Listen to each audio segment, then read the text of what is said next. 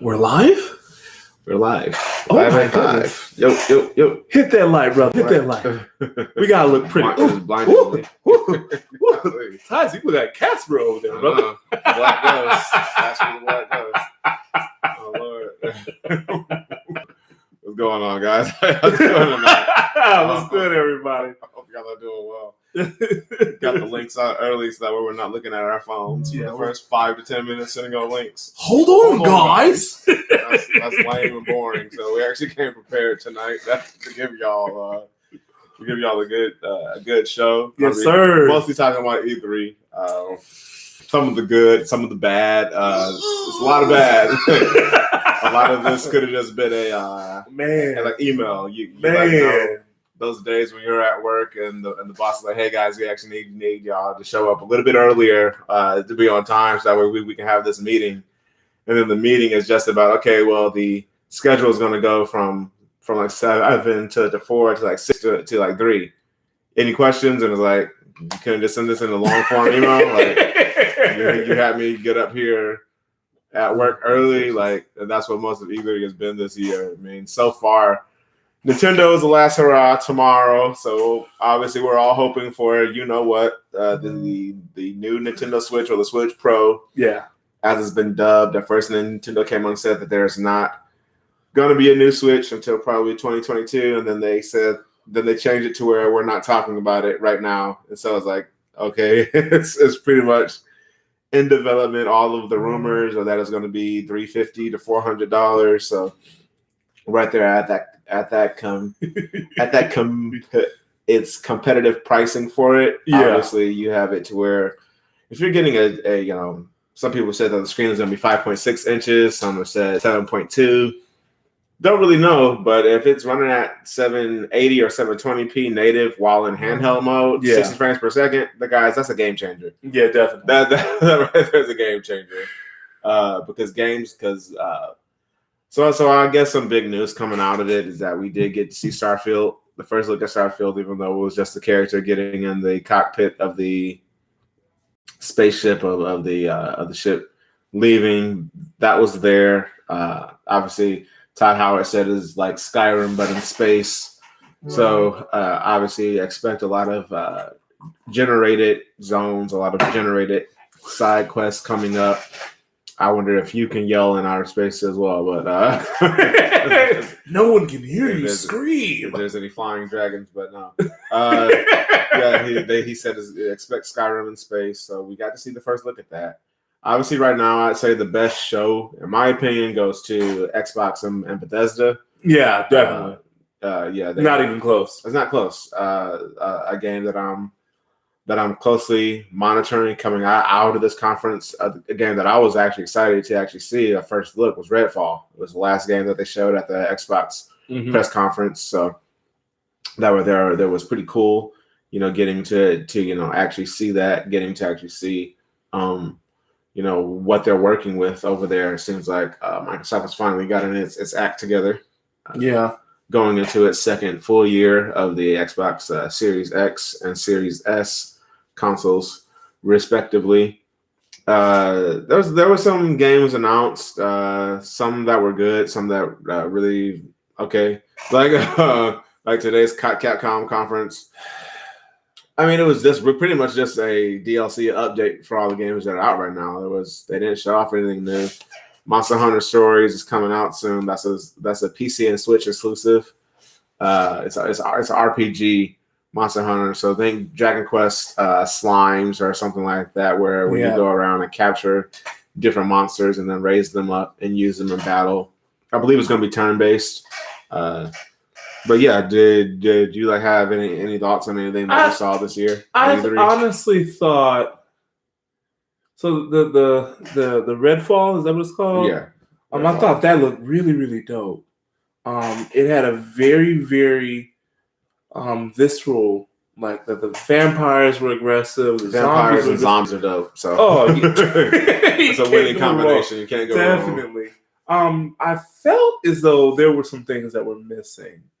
And I'll be specific about it. I think the Japanese were really missing. You really felt the loss of the Japanese developer, honestly.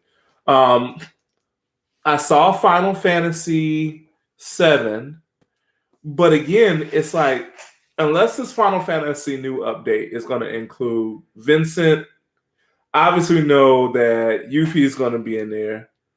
But Vincent and even Mog, unless they're going to be in there, and which you already know, they already said they're going to break it up into the 3, possibly 3 parts, or decide to do the next 2 all together at once. Not really sure. They're going to listen, guys. Listen. They lost a lot of money making this game. Okay, I'm going to tell you that right now. This game has been in development since the PS3. Okay, everybody can say, yes. You can go back to when the PS3 tech demo came out. They were working on it then. And then they teased it on the PS4. And now here we are on the PS5. The PS4 had the first portion of it. Now the PS5 is coming out with it. And they've updated the graphics already on it. It looks immaculate, by the way. So they're going to want to make their money back. That means they're going to sell it to us piecemeal. Yeah. So you're going to get a $50 to $70 version over here. That's chapter 2. And then chapter 3 going to be $50 to $70 over there. And if you're really good, children, we'll give you some DLC with some extra skins for an additional $60. Yeah. So it's but you could feel the lack of the Japanese developers. I saw the new Tales Arise. Yeah. That was there. That was the newest trailer. They had a trailer come out for it last year as well. Yeah. But that one has been in the oven for a long time now, because that game's been ever since Berseria. I think that was the last Tales game that came out before this one. So that game's been in development for at least 4 years now in development. So I really feel like that the Japanese have been really, really missing.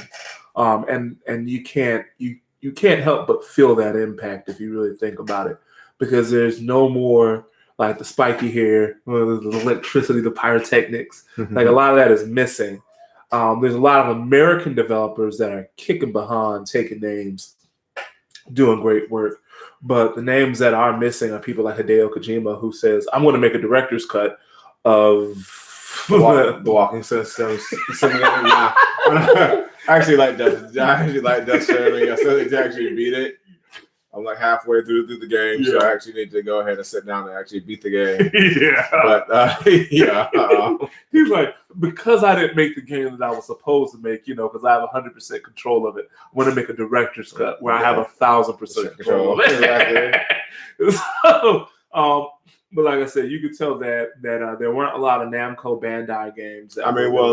Arguably the biggest game of the conference is Elden Ring, though. That is Namco Bandai. Easily. That game looks amazing. Yeah, they finally got to announce it. They finally got to show off the trailer. It's the worst kept secret, because Jeff Keighley has been trying to show that game off since last year's Game Awards, and they wouldn't let him. Yeah. So when they finally went on and showed it, he's like, yes, now I can finally talk about this game. Because he's seen it for at least a whole year and a half now. He's actually seen the game in development. So it was actually pretty cool seeing that game finally get shown off. Oh yeah. George R. Martin is helping them out with the story for the game, which I don't even know he was going to be helping. I know when I saw that announcement, I was like, pause. Exactly. What? Yeah. Not J.R.R. No. George R.R. Game of Thrones, anybody? Mm-hmm. So it's looking pretty good. It has some nice lore in it, some nice tidbits, because I know most of the From Software games, they tell the stories through the actual swords and pieces you actually pick up throughout the game. That's what Destiny 2 has started to do. Most of the lore bits are on the actual weapons now in the game. There's different, as we're in this season right now of the Splicer in Destiny 2, you're getting the actual story of what Lakshmi is trying to do, what Ixal is trying to do. So it's all pretty cool. So obviously this might be my first From Software game. I've never played a From Software game before. My younger brother has been telling me for years now that I should play Sekiro. I should be playing. I know that's not. I don't believe that's from Software. It might be. I'm not sure. but he's been telling me that he told me play Dark Souls 1 and 3. He said 2 you can skip. He said he didn't really like that one a lot. He said to play Demon Souls as well. But yeah, I'm definitely curious about this game. As I said, it'll probably be my first game of its ilk. Play. Oh yeah, I wanted to congratulate Microsoft for doing a good job with Halo. Yes, so now I don't have to hear about the meme anymore about Craig on the 3 frames of Craig the Brute. How ugly he looked. That was terrible last year. Those frames. Oh my goodness, look like prehistoric monkeys. But yeah, the game just didn't look good last time around. But they actually showed it off. Some of the things, some of the obviously the game is inspired by like Doom Eternal. You can obviously see it. So there's a lot of things that Master Chief is doing now. He has a grapple hook. There's different scenes that they showed him pulling bombs up out of the air and throwing them at warhogs and banshees, things of that nature. So they're actually stepping up. There was also some destructible environments. Today they did the PvP overview for the game. As you know, some of the things that they announced is that the PvP is going to be free to play. So, but hopefully they actually have an anti-cheat, unlike Bungie with Destiny 2, because they don't have one. And hopefully, I know about a month ago, Activision announced that they had banned over 500,000 players in Call of Duty Warzone who've been cheating. So yeah, so hopefully here's hoping 343 Studios actually has a competent anti-cheat, because a lot of the players who cheat in games like Warzone and Destiny are the free-to-play players, people who don't spend a dime on it. But you know, they come in there and ruin the experience for everybody else. So hopefully Microsoft and 343 do have a competent anti-cheat in there. But getting back to like some of the games, obviously they announced Resident Evil 8 DLC is in the works. Yeah, it's going to be, they have the RE-verse game, the multiplayer battle mode is going to be coming out soon in the next month or so, I believe is what Conda talked about today. As I said, Monster Hunter Stories, they're talking about the one that already came out. I don't know why I'm blanking on the name. The one that already came out for the Switch.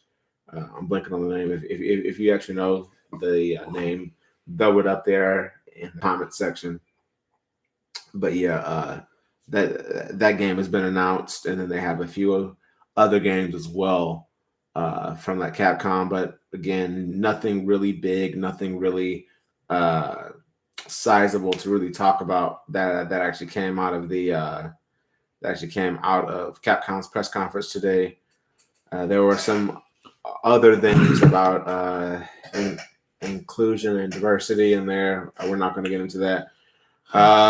They spent like the Verizon demo was like an hour long of that. It was like, this is so unnecessary, but okay. I want to say at least this much. I really want to say this much about it.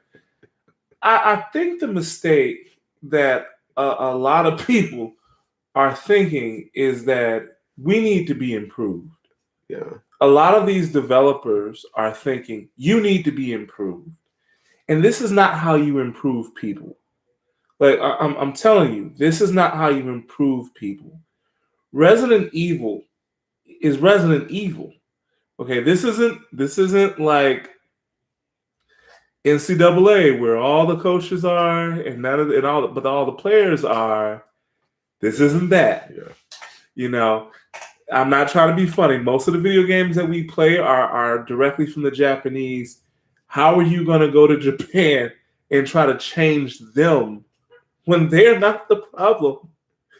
You know, most of us as comic book fans, video game fans, we have the most progressive view of life, honestly. We really do if you pay attention. The very first superheroine, one of the very first heroines in video games that was super duper prominent was Samus Aran. And we're talking about our kids are coming back through the door. But we're talking about Samus Aran is one of the first female superheroes in video games. That was during the inception of video gaming. That's not us. That's everybody else. Comic books. I told this to the guys. Jean Grey, Marvel Girl, Storm, Wonder Woman, Superwoman. I mean, the list will go on from all kinds of different powers, from She-Hulk to Emma Frost to even Scarlet Witch to all of them. We're not the ones who aren't progressive. Yeah. That's y'all. That's Hollywood. There's plenty of Black, Hispanic, Asian actors who will tell you that they were told, modern actors, by the way, who were told, you shouldn't be an actor. There are no roles for you. Again, that's not the fans. That's them, the producers.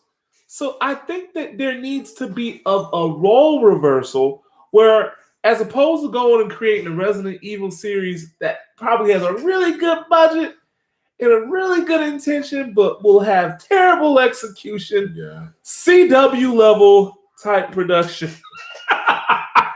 Yeah, that debacle, that travesty right there. I love Lance Reddick. Obviously, he plays Commander Zavala. Brilliant actor, by the way. In Destiny 2, he does a great job as him, but as Albert Wesker, I'm not sure.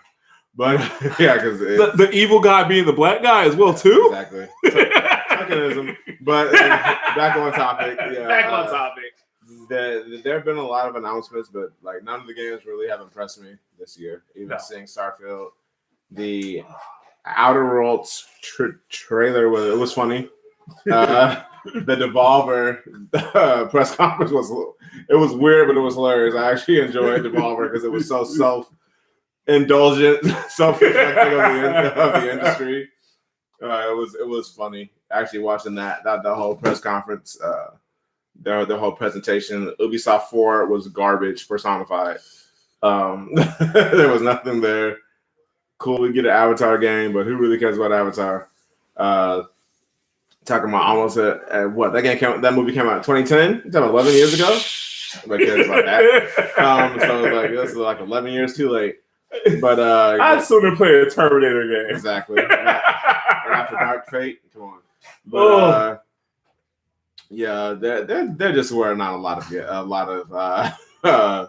games that even were just, oh man, I have to play this, oh man, and obviously a big missing piece is Sony. Sony doesn't do E3 anymore ever since they got into it with the ESA. Since it is an ESA event, Sony has pretty much turned their nose up to them. So yeah, exactly. So when we used to get things like the next God of War announcement, we used to get things like the next trailer. Obviously, we're hoping for that later on this year, maybe next month. Sony will go ahead and give us that the whole sneak peek of what's going to happen, of what's they're gonna show us actual gameplay, maybe because we've seen Horizon so far, but that's been the only one that we've seen. That they supposedly have 25 games in development, and over half of them are new IPs. And AAA. Exactly. AAA titles, we know Sony Santa Monica, aka the God of War studio, is actually working on a new IP. Guerrilla Games is working on a new IP. I believe several new IPs. Naughty Dog is in between making The Last of Us Part 3 or making the next Drake's game. So there's a lot of things going on right now over there, and unfortunately they no longer do E3. So tomorrow morning is going to be the last hurrah. Nintendo is scheduled for a close to 40-minute Nintendo Direct, mostly focusing on 2021 games. It just said mostly, so it doesn't mean that we're not going to get anything for 2022 and beyond. I'm hoping for Metroid Prime 4, some footage from that, at least a trailer. Yeah. Obviously, the next trailer for Breath of the Wild, the sequel to The Legend of Zelda Breath of the Wild. Yeah. Hoping for a trailer for that. As we talked about earlier, the new Nintendo Switch, the Switch Pro, if that is a thing.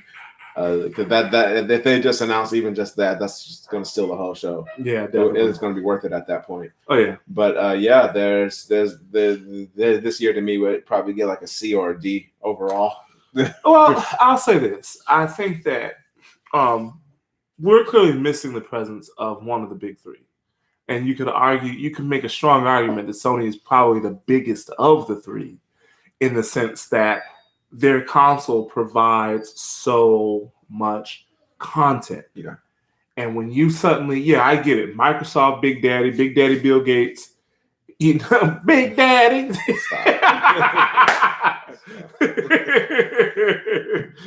For those who know Django Unchained, you clearly got the show. But Brother Bill Gates ain't got the heat. They got a great studio over there working. They got great content that's coming out there. But they don't have the heat that people are. That's why I said the Japanese market is missing here. And you can clearly feel it. Yeah. Because it feels incomplete now. It does. Because, I mean, I would argue you could say that the reason why we didn't get to see Final Fantasy 16 is because Sony's not there. We like because even there, let's go ahead and talk about it. So obviously Strangers Paradise, the Final Fantasy Origin game. Obviously it's Team Ninja's behind it, so it looks a lot more like Ninja Gaiden than what I thought it was going to look like. Honestly, with like Neo, however you say it. 1 and 2 out, it looks a little way different from them. It does have a lot of standard Japanese tropes, though. The guy mentions chaos at least 20 times in the 3-minute video. Chaos. Like somebody memed it today. How many times he said chaos? It's always full-throated, too.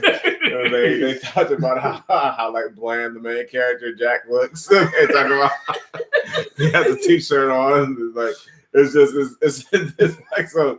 You have a juxtaposed between this guy on the left with pink hair and this dude on the right who looks like Gladio from like 15, and then you got this like plain Jane looking Sid Highwind from Final Fantasy 7 looking dude in the middle, and he's just chaos, and he's over here killing enemies. Eat it.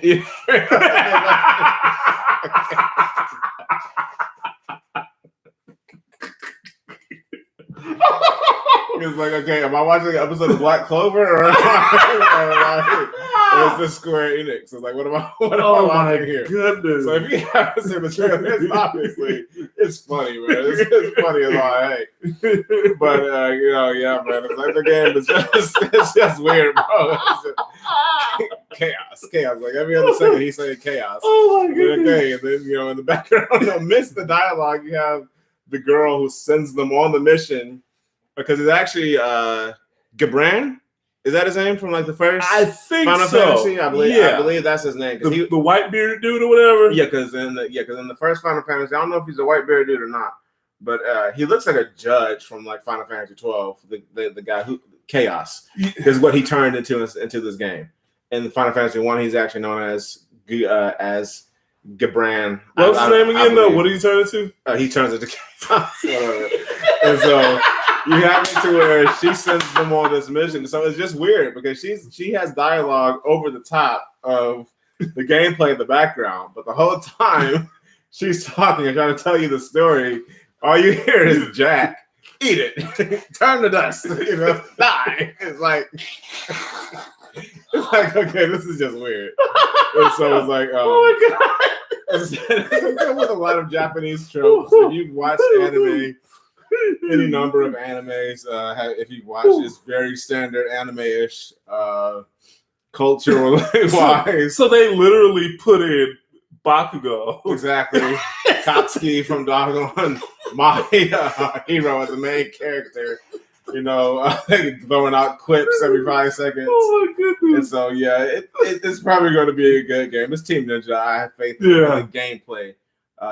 Storytelling was never their strong point, though. No. So I'm not expecting a great grand story from them, but it will be cool to finally see, the whole quote unquote Final Fantasy origin, where it all came from, why they call it Final Fantasy, and things of that nature. I find it funny though, is that like there's too many of these developers that rely on companies like Team Ninja to kind of go and have that heavy of a requirement to explain the origin. Like I would think, and maybe I'm crazy, but it's kind of like when George R.R.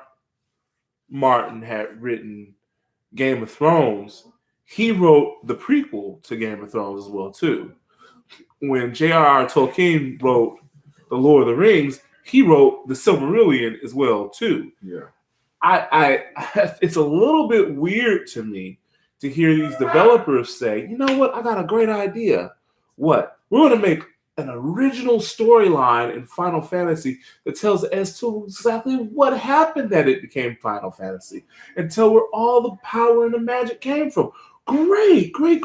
And we're going to do it. And we've been doing it all these years through almost like this European styles, Pan's Labyrinth, mythology and fantasy. And we spell fantasy with the F as opposed to a PH because it ain't pretty hot. It's just hot, And then we're going to give it to a great developer to do it.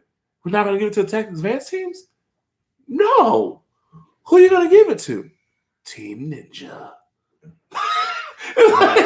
it's like not the group that they do Tactics Base, they do like Tri-Ace or something like that, or even heck, give it to the Dragon Quest team. I mean, Dragon Quest will be. I'll say this, which is why I was kind of surprised with how bland Jack looks, because the one over the character modeling is Tetsuya Nomura. Oh, Tetsuya Nomura is the one behind Cloud Strife, Sephiroth,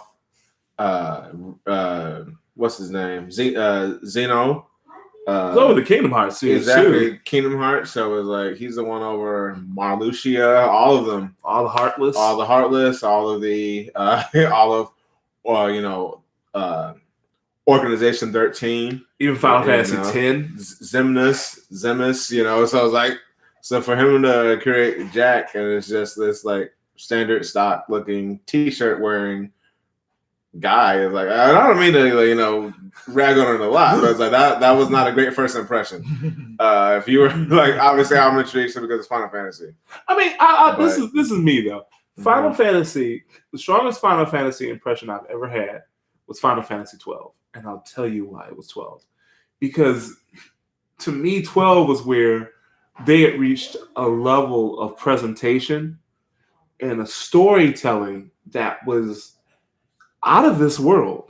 Mm-hmm. Like, you had one of them. That was the introduction of Evilus, And so I've always wanted to see them go back and re-explore that world with today's graphics. They haven't really done it. Like they haven't done it. They've really kind of put it on forever. They kind of put it in the background. It's like, it's cool, but we'll give you Tactics Advance. How about that? And Tactics Advance is dope. It's dope. But man, Evilus as a world in Final Fantasy is something special. And so just understand. Just thinking about walking around saying "eat it." Yeah. With a T-shirt. So hopefully he doesn't. Because Team Ninja, you'll have different costumes inside of the game. Team Ninja always does that, even when you play. Why not just pull a Travis touchdown then? Yeah, well, it's not Suda 51. If it was Suda 51, he'd be cursing up a storm. You can eat.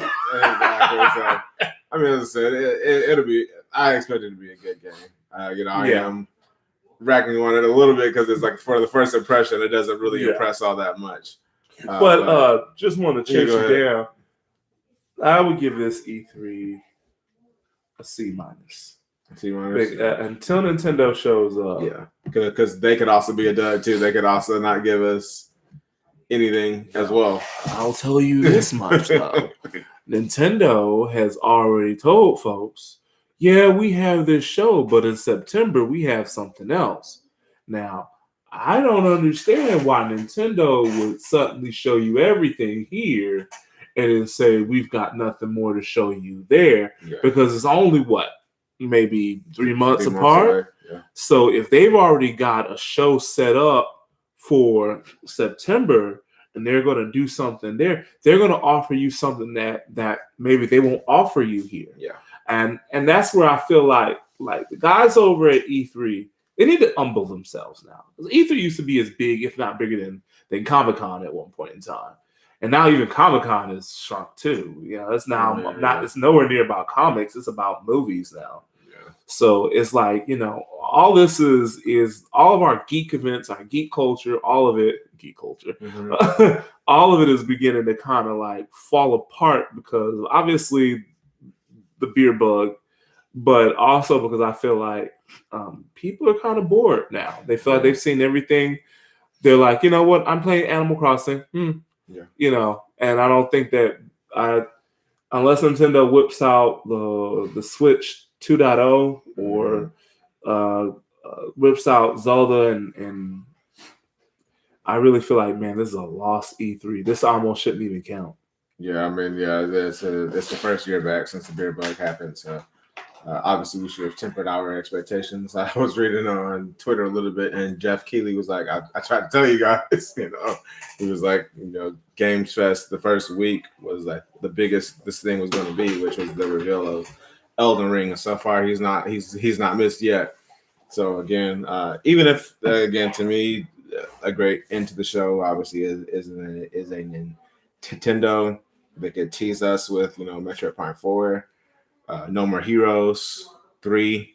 I believe that's next year, right? No More Heroes 3. Yeah, it's next year. There's a lot of games for next year. Pokemon, RCS is next year. No More Heroes 3 is next year. Breath of the Wild, the sequel is next year. So there's a lot of games slated right now for next year. God of War Ragnarok is next year. There's a lot. So either it's been kind of the mid this time around, but obviously we are hoping for a lot more to go ahead and happen and go down. But I think that'll bring an end to our E3. We had a couple comments on board. Okay. Whether that's showing up here. I don't know whether that's showing. Because we're not on. Let's see. No, go. Yeah, I believe it's our homeboy. He said, "Casper the Friendly Ghost, let's go." If you're going to the dark side, if you go to the Dark Souls series, play 3 last. It's hard to go back after playing it. And then he pretty much confirmed exactly what we're talking about. Final Fantasy 6, 7, and 8. I'd also like to throw in there that you know what? I'm gonna throw one other thing I want to throw out there. I would love to see Square Enix go and do a full remake of Final Fantasy VI.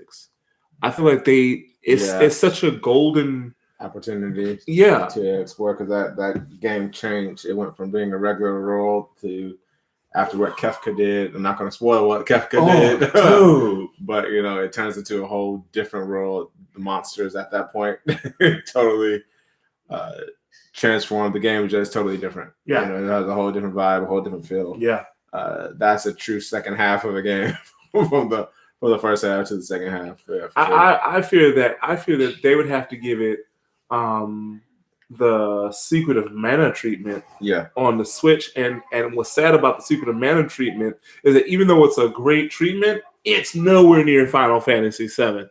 It's not even inside the same ballpark. It's an excellent game. I would tell you to go and purchase it, of course, but I'm going to be real with you. You'd be making a huge mistake to compare Final Fantasy VII to the Secret of Mana series on the Nintendo Switch. Great. Nowhere near close, though. Yeah. Nowhere near. So, yeah. Shall we? Yeah, that'll be the end of that discussion. Chaos! Topic. Final Fantasy for E3. But yeah, the second half of this is going to be about One Piece, Chapter 1016. Yes. It's me, Otama. You read the chapter, right? Yes, sir. Yeah. So this chapter can be broken down in like 3 different parts. By the way, that was my sober man. If not 4 different parts. You have Oda kind of in the beginning of the chapter. We were getting a glimpse of them participating in the Fire Festival. Obviously, from what I understand, the Fire Festival in Japan is like the Day of the Dead, and in Mexico, how you honor the dead. You even have the dead have a chance to come back. Obviously, if you've seen Coco, then you know what I'm talking about. In that movie. By the way, I was at Ex-Cadet one year when they were doing the Day of the Dead celebration. There is nothing like it. Like the way they dance, the way they sing, their performance, guys, go. Yeah. So, back on point though. Yeah, so you can pretty much break this chapter down into 3 or 4 different parts. You have that beginning. It seems like it's kind of foreshadowing what's going to happen. We know Onigashima, Kaido's island, is on its way to the flower capital where the Fire Festival is taking place. Big Mom talked about how if he does drop it on there, it's going to kill a lot of people. Hitetsu is talking to Otoku, the girl who was adopted by Yasue. She was asking him, "Is Yasue smiling down at her?" He says, "Yeah, like sky is clear." So yeah, he's there, and a lot of people said that they believe that by the end of this arc, when Luffy and them defeat Kaido, how the silhouettes of everyone who has died during this arc or who died against Kaido trying to free Wano, that they believe that those people will appear in ghost form. When we first got to this arc, when they went to the old castle where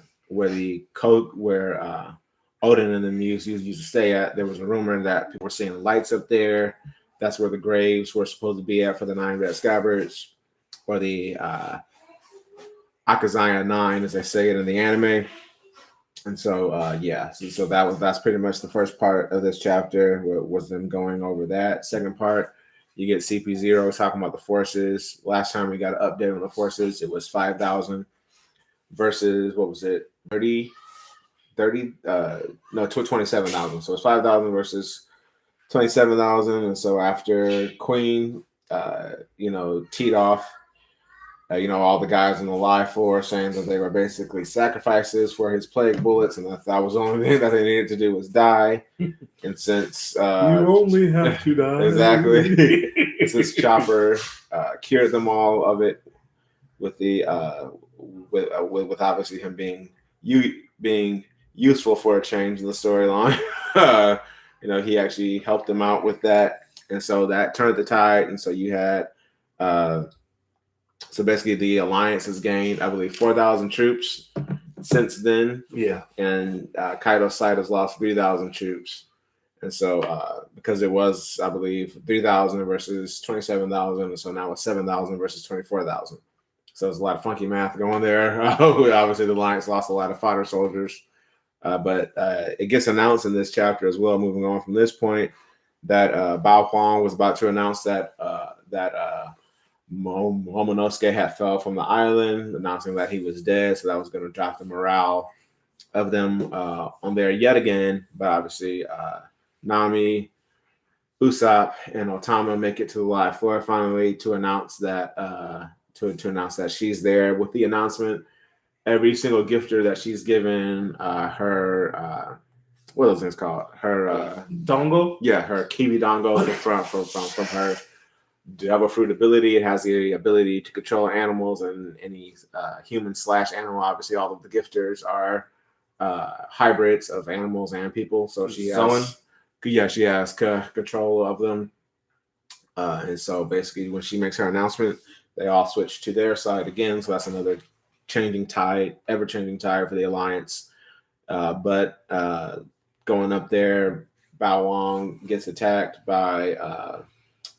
She gets caught off guard because Nami and them show up there, and as Usopp is about to make his move, Ulti comes back, headbutts him yet again, knocks him down, and she grabs because Usopp was carrying Otama. She grabs her But right before that, we get the explanation of the climate attack from Zeus and how he got pushed down into it when Hera, the newest homie of Big Mom, was about to eat him. He actually got pushed into the climate attack, and Hera actually ate the black balls from Nami's no pause from Nami's ability, and so from that point on, we get the actual end to Nami versus Ulti.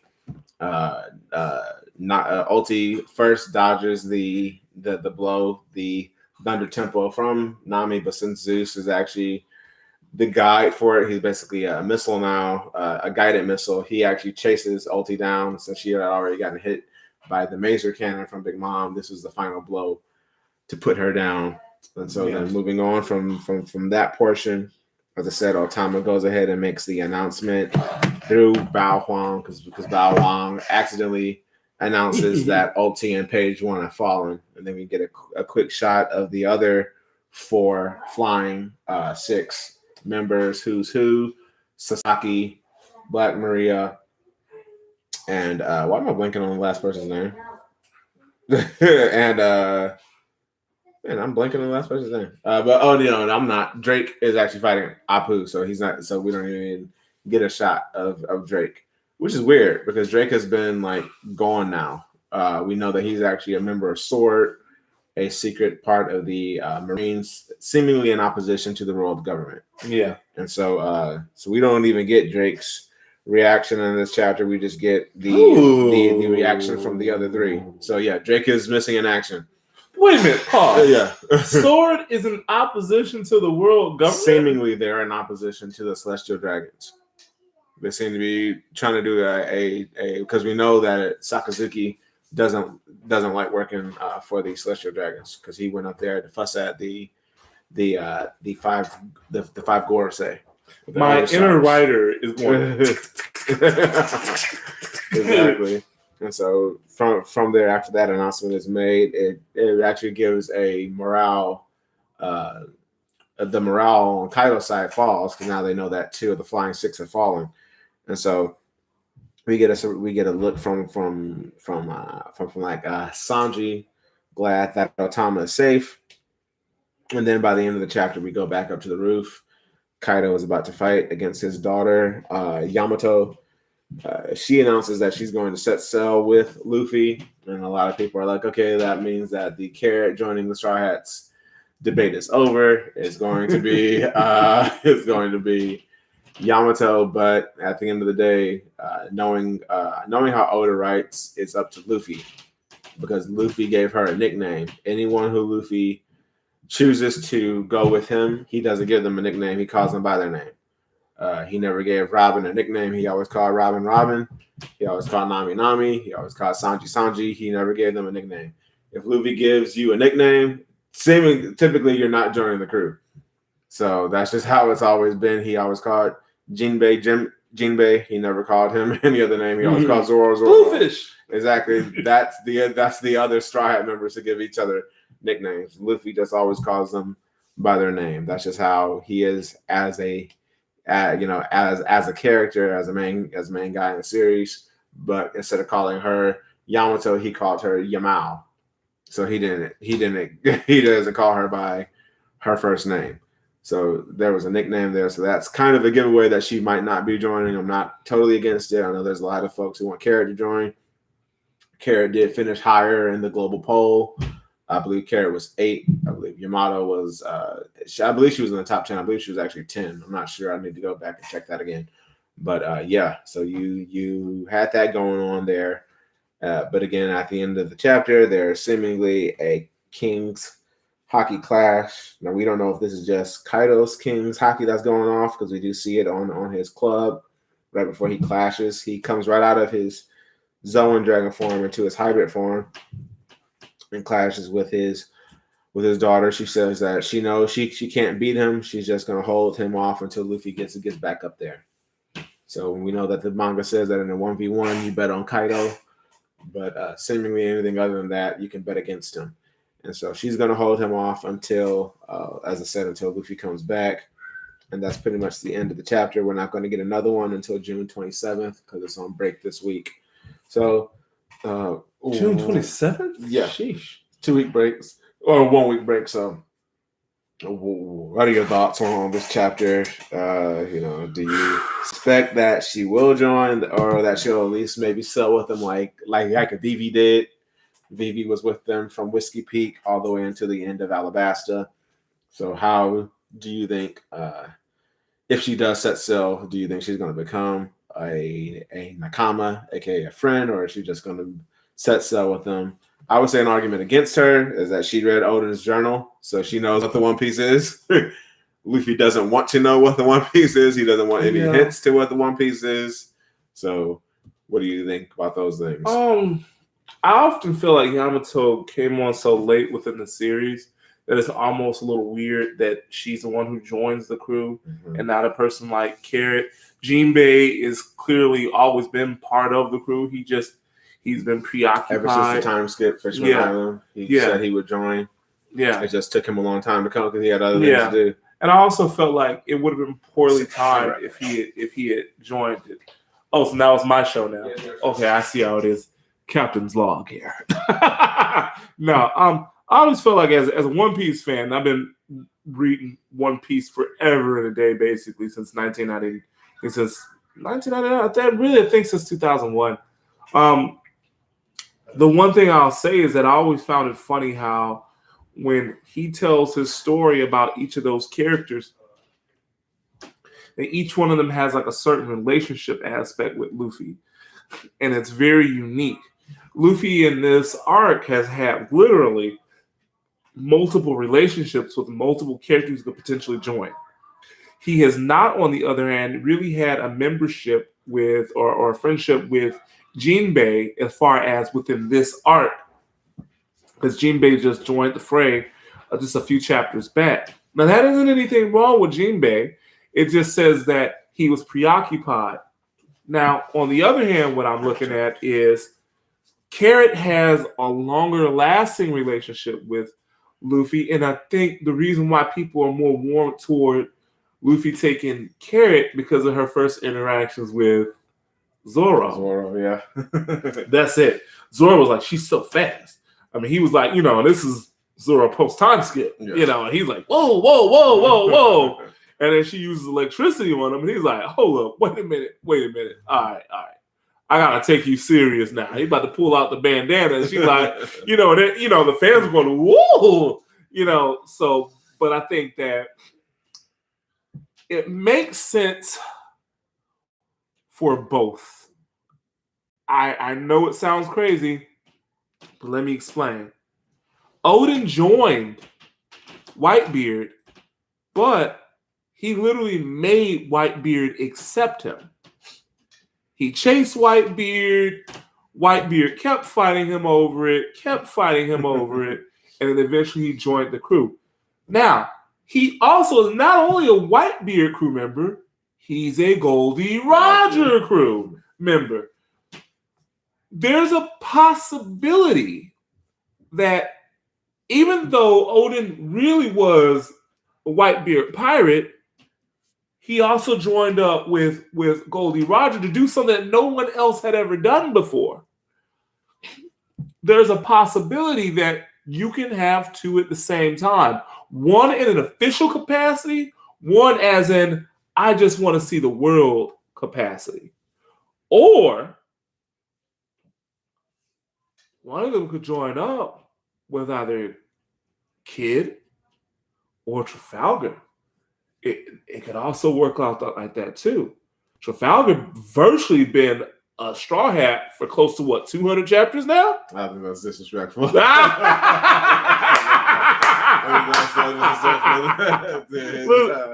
I would listen, and that's his character. That's what I love about it. I love his character because I love whenever Luke says, "Traga, do this. I need you to do that," and he'll be like, he'll do it, and then after he'll be like, "Hey, just let you know, I'm not one of your Nakama. All right? You ain't gonna talk to me like that, all right? You understand me? You feel me? I'm my own man's. Okay? Respect that. Back to the mission. I love that about him. and I think that's one thing that could possibly happen is that maybe she pulls a reverse. Hey, I'm gonna go with Killer, or hey, maybe I'm gonna help us get some things done. There's gonna be a fight for the One Piece, and I don't necessarily believe it's just Luffy versus Blackbeard. I mean, there's supposed to be a fight, but at this point, with the power creep and how strong Luffy is,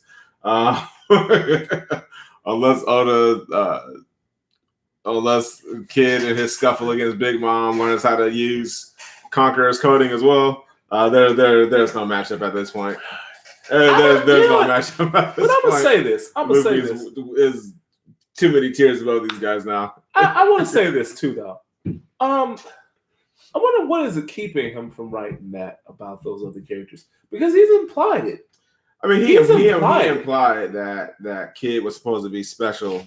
Yeah, because he can't be special if all he uses is his magnetic abilities. Yeah, that's what I'm saying, because he's never in the manga. I know in the movie Stampede he did it, but in the manga, Kid has never put a coding, King's coding or even armor coding on his metal, on his magnet abilities. He's never turned it black.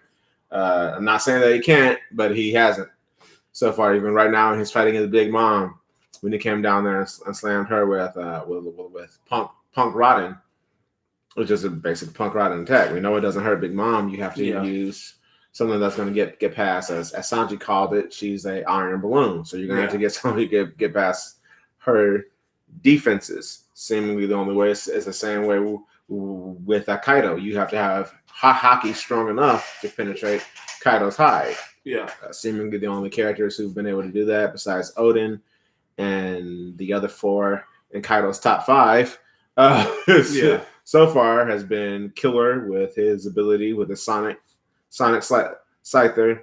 Zoro did it, and then the nine Scabbards cut up Kaido when the fight very first jumped off.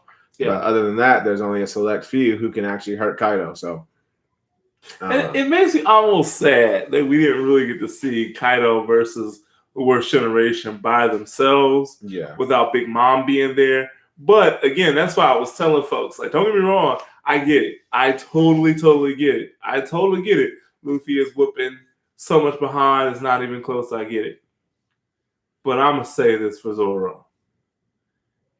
This brother here kept back 2 Yonko attacks at the same time. At the same time. Just long enough that they could escape. There ain't nobody else doing that out there. Yeah.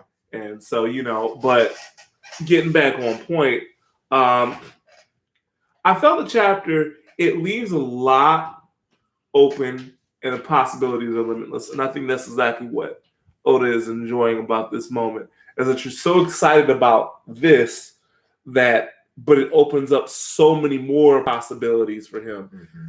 That's why I'm saying I don't think One Piece is even close. If One Piece ended within the next 2 years, it would be a disappointment.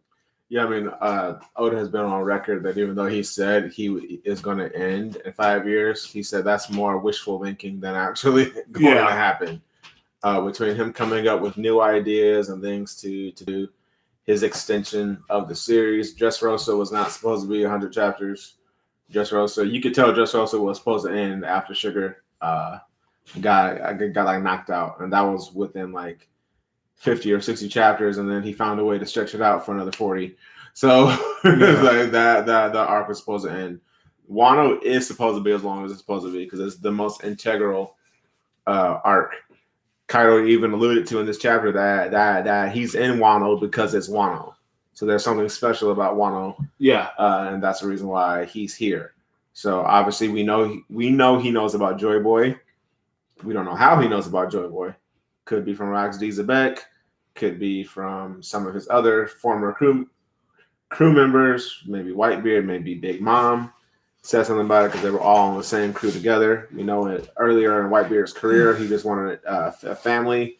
He seemingly thought that the Rox D. Zebek would provide that for him, but ultimately, we know Whitebeard left after Zebek fell on on the island on God Valley where Gold, D. Roger, and Garp went against him. So this chapter did leave a lot of things open. We saw Queen in the background. We saw Sanji. But obviously, we're not going to get into that fight until the other crew members finish off their fights. So we know that the how do I say this? Not least important, but but obviously the weaker members finish off their fights before the top 3 finish off their fights. Yeah. So we're going to get it in. There's still a lot of enemies left. Yeah, there's a lot. There's still the Flying Six. Frank, you still the Oniwa Banshu? No, the Oniwa Banshu got taken out by Hyogoro. Yeah. He took out the Gote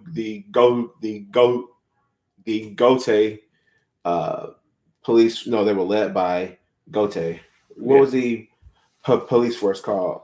The Oniwan Banshu are the ninjas. Yeah. And the police, the Mimu Waragumi. There you go. Yeah. The Mimu Waragumi were controlled by Gote, and he took them all out.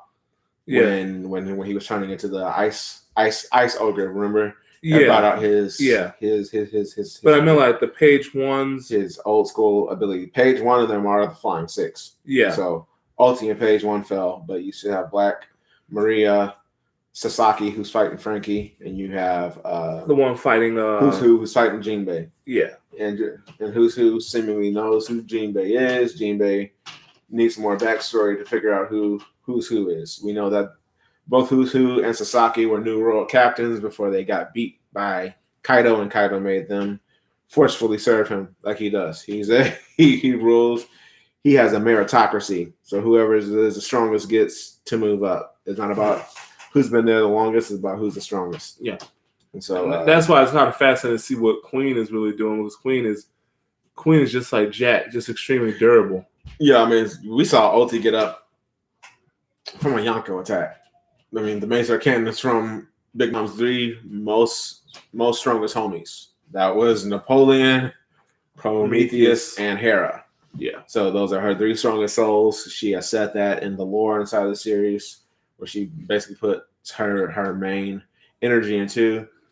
We know page 1 went down by just a king's punch from Big Mom, and Ulti got up from a Mazer Cannon, even though she was basically one-shotted after that from Nami with Zeus. And there's Owens. So obviously, since Ulti got up, and even though I respect Sanji, Queen should be getting back up again. It's far from over. Because even when Big Mom knocked him out, he was only knocked out for like a few seconds. Yeah, he was right back up on his feet. Sanji's about to pull something off. He's going to pull something off that the light set comes with after calculation. They're going to have to explain it that way, because Queen has also been fighting. What's his face? Marco, the Phoenix, and also been fighting Big Mom the whole day, and been fighting. So there's a lot that's going to go into Sanji defeating Queen. It is going to be flat out like Sanji's just straight up stronger than Queen. No, it's not going to be. It's going to be Queen has been fighting and getting his head handed to him for a little while, and then Sanji shows up and puts in the coup de grace. I mean, he makes some potato salad out of that dinosaur right there. So yeah, so that's one thing that we've always wanted to see. In Impel Down, the Impel Down jailers were awakened zone users, and they kept getting back up, even though Luffy, Buggy, and them would knock them out. They'd only be down for like maybe 5 or 10 minutes, and then they were right back up again. And again, we saw that in this chapter with Ulti. She took a Mazer Cannon. Seemingly in the art, it grazed her left side, and then it actually go through her. It grazed her left side pretty good, but she got back up from a Big Mom attack, and so seemingly Queen should be able to get back up multiple times from Sanji. Even if Zoro fights King should be able to get back up again from an attack from like Zoro. So these fights should be lasting until the end of the arc when they take place. So they shouldn't be over anytime soon. But unless we have anything more to add, I think that's a good bow on this conversation. Yeah, I totally agree with you. I give this One Piece chapter definitely a solid A. Solid A plus, because it does what it's supposed to do, and that's get you ready for the next chapter. So definitely, it was a solid chapter. I'm definitely excited for a week from now when we get to see it and read it again on Friday morning, and then the official release comes out on a Sunday morning. So, without further ado, that'll do it for tonight. Hope you guys enjoyed the show.